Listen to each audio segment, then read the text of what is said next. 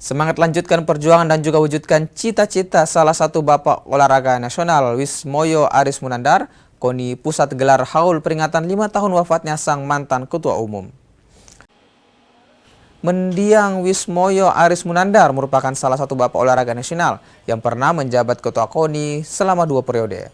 Acara yang turut dihadiri istri mendiang, Siti Harjanti, diisi dengan pembacaan Yasin, tahlil, dan juga doa bersama. Ketua Umum KONI Pusat Marsiano Norman bilang, acara ini untuk mengenang jasa mendiang dalam perkembangan olahraga nasional, sekaligus meneruskan semangat dan juga cita-citanya. Semasa aktif menjabat Ketua KONI, Purnawirawan Perwira Tinggi TNI Angkatan Darat ini turut berjasa dalam membawa Indonesia juara umum SEA Games 1997 di Jakarta.